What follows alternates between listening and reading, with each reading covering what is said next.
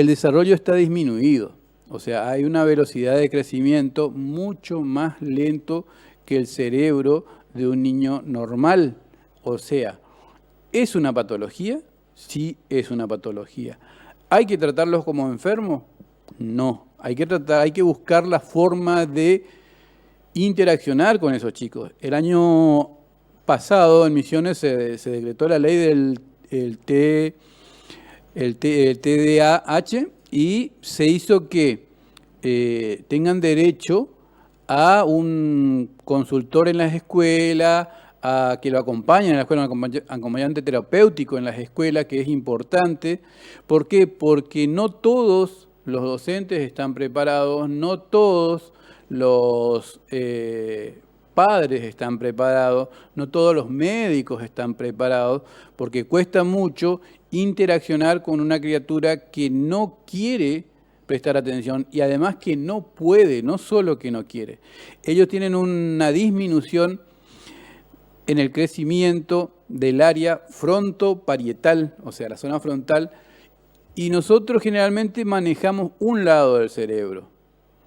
Y ellos tienen el despertar leve, pero de los dos lados del cerebro, y hace que el sistema de adrenalina, noradrenalina y dopamina estén muy activados. Entonces, para ellos es un terror estar 15 minutos sentados. No pueden estar sentados, no pueden porque su cuerpo no le da, empiezan a subir ansiedad, sudoración, sequedad de boca, no pueden quedarse. Es una tortura para esa persona estar quieto, no pueden estar quietos. Es una enfermedad que le produce a ellos, es un trastorno, es un trastorno que le produce a ellos esa necesidad de movilizarse. Entonces, bueno, el autista tiene también un parecido en ese sentido. Exactamente, el autista lo que tiene, el trastorno del espectro autista es que hay un trastorno neurológico que lo en sí misma lo hace que tenga lo que la persona común puede llamar un berrinche. Son personas que quieren salir del lugar donde no les gusta, tiene su zona de confort, por ahí tiene agresividad hacia una persona desconocida. Es un trastorno más complicado del trastorno del espectro autista. En cambio, el trastorno que estamos hablando ahora, del déficit de atención y de hiperactividad, es un problema social, porque muchos chicos terminaron en las adicciones, en la criminalidad, en el suicidio, por que ellos tienen un desarrollo disminuido de la corteza cerebral. Entonces, la comunicación que tiene la corteza cerebral, que es la que tiene los frenos, la que tiene los impulsos, la que tiene la coordinación de lo que vos vas a hacer, lo que vos vas a decir, hace que ese chico no encaje. Nosotros no podemos decir, fulanito, quédate quieto y hace tal cosa. Ellos no van a hacer. Son personas que inclusive de grande les cuesta coordinar. Entonces, generalmente se dedican a una tarea en la cual vos le decís, venía a las 10 de la mañana y no va a venir a las 10 de la mañana porque le cuesta coordinar, ¿sí? No puede tener una agenda. Él puede tener una agenda para un día, por ejemplo, un autista, puede llegar a ser empresario, puede llegar a ser artista, puede llegar a ser cosas que no le pidan un horario, no le pidan una reglamentación, no entra, no encaja en un tipo de trabajo en el cual ellos tengan que cumplir un horario, realizar una tarea específica y salir a tal horario o quedar... O sea, en el caso de este trastorno. De este trastorno, del déficit de atención. Nosotros tenemos que la atención es algo que uno puede hacerlo en forma voluntaria e involuntaria. La forma involuntaria, te dicen, Marcelo, mañana tenés que estudiar para saber lo que es la historia de Napoleón. Marcelo, si es una persona común, se va a sentar a pesar de que no le guste la historia de Napoleón y va a empezar a estudiar en forma involuntaria, porque no es algo que le llamó la atención. En cambio, algo que te llama la atención, vos lo haces en forma voluntaria. Por ejemplo, una película que te gusta, hay un accidente ahí afuera, escuchamos, salimos, miramos todo, atendemos los detalles de ese accidente, y eso es una atención involuntaria, voluntaria. Voluntaria. No te cuesta, es algo que no te cansa, que no te... A ellos le pasa eso, a ellos todo lo que requiera atención sin que les guste le produce estrés. Se queda de boca. Es ese chiquito que no se queda quieto, que se moviliza, que toca, que choca, que juega, que hace piruetas, mientras los otros están quietitos, comiendo, sentados. Él no puede. O sea, imagino, Fernando, ese clásico caso de ese niño que sin saber todos juzgan, ay, ese niño es terrible. Exactamente. Andá a saber cómo le tratan los padres en la casa. O vaya a saber qué cosa se inventa, pero sufre este trastorno. Ese trastorno, y el trastorno del déficit de atención e hiperactividad es un trastorno en el cual siempre se lo ve, empieza a notarse en las escuelas, que le llaman al papá, que el papá no sabe qué hacer porque no aprende, no quiere hacer lo que la gente común hace. Entonces, ahora hay estudios psicológicos, cognitivos, que hacen que estos chicos se le haga tipo un test vocacional ya desde chiquito, a ver qué es lo que le gusta y a qué área lo vamos a apuntar, ¿entendés? Y eso hace que este chico empiece a encauzarse en lo que a él le gusta. Y eso es difícil de conseguir porque nosotros tenemos un sistema de educación viejísimo. Las aulas, el pupitre, el pizarrón y la tiza se inventaron hace 200 años. Y tenemos todavía ese sistema de enseñanza en muchos lugares de la Argentina. Cosa de que ya está desfasado, ya no tiene cómo insertar al alumno común. Por lo cual, ¿cómo van a insertar a un alumno que no es común, que es especial y que tiene un trastorno que hace que él no pueda prestar atención? Cuando los chicos, son hiperactivos. Después, en la adolescencia, empiezan a ser no solo hiperactivos, sino que empiezan a sufrir el déficit de atención y ser impulsivos. ¿Qué significa? Ese chico que empuja, que pelea, que tiene discusiones porque dice lo que piensa, que te interrumpe cuando está hablando y no sigue el hilo de la conversación.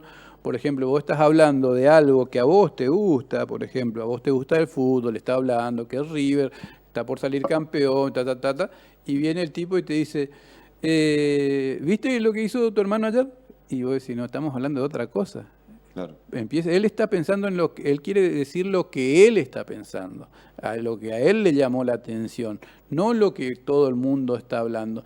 Entonces ese chico no puede encajar. ¿Qué significa? No entra en un lugar donde hay responsabilidades, donde hay hábitos de educación, y entonces empieza a tener problemas. Y le llevan a la dirección, es el que más visita la dirección, es el que más pelea, es el que más problemas tiene, el que peores notas saca, y por ahí en una de las libretas aparece un 10 y dice, ¿cómo puede ser que un chico salga mal en todo y en una tenga 10? Eso es lo que a él le gustó, eso es lo que él hizo. Y entonces, ahora tenemos que tratar con la ley que hay de esta patología, de este trastorno, tratar de encauzar con apoyo terapéutico a estos chicos para no degradarlo y llevarlo a la deserción escolar y a la delincuencia o a los hábitos tóxicos. ¿Por qué? Porque ellos generalmente terminan con hábitos tóxicos, porque ellos se sienten mal, porque siempre le dicen, vos si no te portás bien, vas a terminar mal, vos lo que estás haciendo te va a hacer terminar mal, vos sos malo, vos sos agresivo, sos malo, no servís. Y entonces con ese karma y ese estigma crecen toda su vida. Entonces llegan a una edad en la cual la impulsión que aparece en la adolescencia lo hace sentir así. Y entonces dicen, si yo no sirvo para nada, o hago algo para resarcirme, y entonces quieren hacer cosas, y a veces no hacen cosas buenas. Se toman hábitos tóxicos, se drogan, empiezan a ser agresivos, a tomar deportes que son muy fuera del contexto, son extremistas. Entonces, esas personas nosotros tenemos que cuidarlo desde chicos. Tenemos que diagnosticar que la hiperactividad en un chico, si uno los encausa con un médico, con un psiquiatra, un psicólogo y un neurólogo, lo podemos ir encauzando en un tratamiento y tratar de que esa persona encaje en la sociedad. Doctor, a ver, o sea, de chicos la criatura no se da cuenta, o sea, no se da cuenta de lo que hace. No se da cuenta porque él es hiperactivo. Claro. A él no le gusta prestar atención. ¿Y cuál sería la capacidad o la virtud, digamos, o las virtudes de un chico con este tipo de trastorno? Generalmente hay que hacerle gastar la energía, que el deporte es una de las cosas que trata de enfocar el cerebro en una persona. Hacer actividad física, cosas que esos chicos encaucen esa energía, porque como dijimos, cuando son chicos son hiperactivos, cuando son adolescentes tienen déficit de atención y tienen la impulsividad, y cuando son grandes son desordenados. No pueden no pueden terminar la facultad, les cuesta, empiezan una carrera, no siguen, hacen la tarea y dejan en la casa, se van al colegio, llegan al colegio o a la facultad y no tienen lo que tenían que presentar, e hicieron la tarea, pero no se olvidan, no coordinan, se van sin la mochila, pierden por el camino, le llaman la atención cualquier cosa que a ellos le llame la atención, no digamos pavada, porque para ellos es importante. Y pueden terminar una vida, si uno tiene unos padres que te bancan, que te cuidan, ahí sí podés seguir encauzado. ¿Por qué? Porque tenés un apoyo, una persona que está diciendo, mirá, esto es así. Todos tenemos algo de déficit de atención en la adolescencia. Los padres son los que tienen que guiarte, decirte, mirá, fulanito, tenés que entregar tu tarea, menganito, tenés que hacer esto. Es el trabajo que nosotros vemos que nuestras madres hacen en las casas, porque nosotros somos generalmente ausentes en las tareas diarias y cotidianas de nuestros hijos. Uh-huh. Y las madres o las personas que están a cargo de nuestros hijos son los que por ahí tienen que decir, fulanito, lleva la tarea, menganito, tenés una tarea que hacer, preguntarle. ¿Por qué? Porque ahora, con esto de la comunicación en red, todos somos un poco autistas. ¿Qué significa? Muchas personas van a una reunión y vos estás hablando y estás jugando con el teléfono, está hablando, está contestando. Cada uno en su mundo. Cada uno en su mundo. Y eso es una forma de autismo, ¿cómo se dice?, informático. Porque quieren captar todo y no pueden captar todo. Y quieren encauzarse en lo que les gusta. Y vos decís, ¿por qué te querés encauzar en lo que te gusta? Si acá estamos comiendo un asado, estamos hablando de cosas de la vida, y ellos, taca, taca, taca, taca, taca, taca, taca, taca. Y vos decís, bueno, eso es una forma de déficit de atención, ¿sí? Pero eso pasa a los grandes. Los chicos tienen otras cosas que nosotros ya lo tenemos. Entonces, cuando son encausados, son diagnosticados y son medicados, les cambia la vida. Bueno, Fernando, justamente anoté acá para no olvidarme.